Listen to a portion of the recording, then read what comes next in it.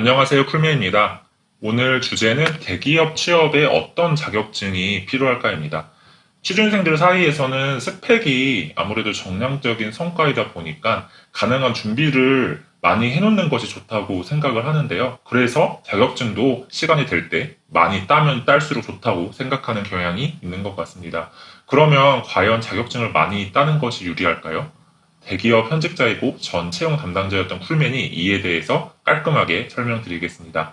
그 전에 구독을 해주시면 이런 쿨맨의 취업 꿀팁 정보를 바로 쉽게 보실 수 있습니다. 구독과 좋아요 부탁드립니다. 언제나 제게 큰 힘이 되고 있습니다. 그럼 시작하겠습니다. 결론적으로 말씀드리면 대기업 취업을 할 때 자격증은 문과 같은 경우는 영어 성적 정도만 있어도 크게 무리는 없는 것 같고요. 무리가 없다는 말은 큰 페널티 없이 보통 이상은 간다는 이야기입니다. 이공계 같은 경우도 영어 성적만 있어도 크게 무리는 없고요. 직무 관련 자격증이나 전공 관련 기사 자격증 정도가 있으면 더 좋은 것 같습니다. 물론 여기서 말씀드리는 자격증은 변호사나 회계사 등의 전문직 자격증은 예외입니다. 이런 자격증은 있으면 정말 좋기 때문에 예외로 보고요. 대부분의 대기업의 경우에는 지원 요강을 보시면 영어 성적 외에 필수적인 자격증을 이제 명시하지 않고 있습니다. 그 이유는 바로 중요하게 보고 있지 않기 때문인데요. 대기업의 경우에는 공기업처럼 채용을 할 때 각 자격증마다 가점을 정확히 부여해서 합격의 유불리를 이렇게 크게 줄 정도의 자격증은 크게 없는 것 같습니다. 실제로 공기업 지원을 하시면 웬만하면 가점을 주는 한국사 자격증이나 컴퓨터 관련 자격증 등은 대기업 취업 시에는 거의 중요하게 여기지 않는 편입니다. 그래서 정리를 해보면 대기업 취업을 준비할 때 자격증이란 누구나 인정하는 변호사, 회계사 등의 고급 자격증을 제외하고 이런 자격증이란 공기업처럼 일단 따고 봐야 되는 가점 요소라기보다는 자소서나 면접에서 업계나 이제 직무에 대한 관심을 어필하는 근거 정도로 보면 적합할 것 같습니다. 그렇기 때문에 직무와 크게 연관이 없는 베이직한 자격증인 한국사나 컴퓨터 관련 자격증보다는 자소서에 내가 이런 업계 관련, 직무 관련 경험을 했습니다. 이렇게 어필할 수 있는 아르바이트나 인턴 경력이 오히려 더 강력한 무기가 될 수 있습니다. 따라서 컴퓨터나 한국사 등의 자격증을 딸지 지금 고민하고 있으신 대기업 취준생 분들이 있으시라면 영어 성적 정도만 빨리 만드시고 단기간에 오히려 다양한 경험을 만드는 것을 더 추천드립니다. 다만 제가 여기서 또 한 가지 말씀드리고 싶은 점은 대기업 취준을 한다고 해서 무조건 대기업만 넣지 말고 괜찮아 보이는 공기업이나 외국계 등도 다양하게 지원해 보시는 것은 매우 좋습니다. 특히나 요즘 같은 코로나 시국에서는 지원 횟수 자체를 최대한 늘리는 것이 워낙 중요한데요. 그렇기 때문에 만약 시간이 되신다면 지금 이제 취업 비수기 시즌이니까 컴퓨터나 한국사 자격증 따시는 것도 추천드립니다. 사람 일은 정말 어떻게 될지 모르거든요. 직장인 분들은 어느 정도 공감을 하시겠지만 전혀 생각지도 않던 곳에서 제가 지금 일하게 되는 그런 경우가 생각보다 흔하고 많습니다.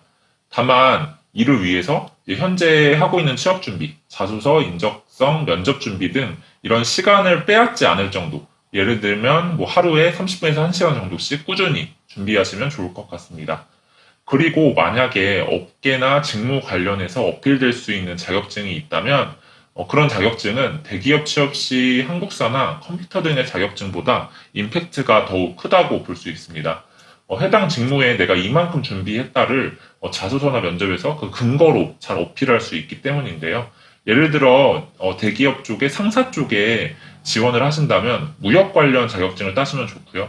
실제로 상사 쪽 지원하시는 취준생 분들 경우에는 이런 무역 자격증이 오히려 흔할 정도라서 여기는 없으면 약간 좀 불안한 느낌도 없지 않아 있습니다. 그리고 회계나 재무 직무를 생각하신다면 재무 관련 자격증도 따시면 좋습니다.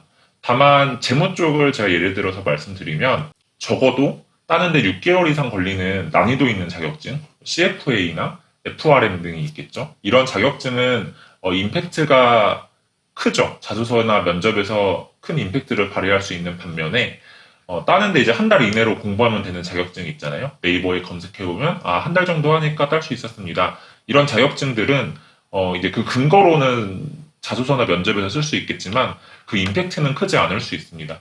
그래서 당연한 말이겠지만 이제 취업 시작을 하시고 아직 나이 등의 여유가 있다면 임팩트가 큰 자격증을 따시는 것은 언제나 추천드립니다.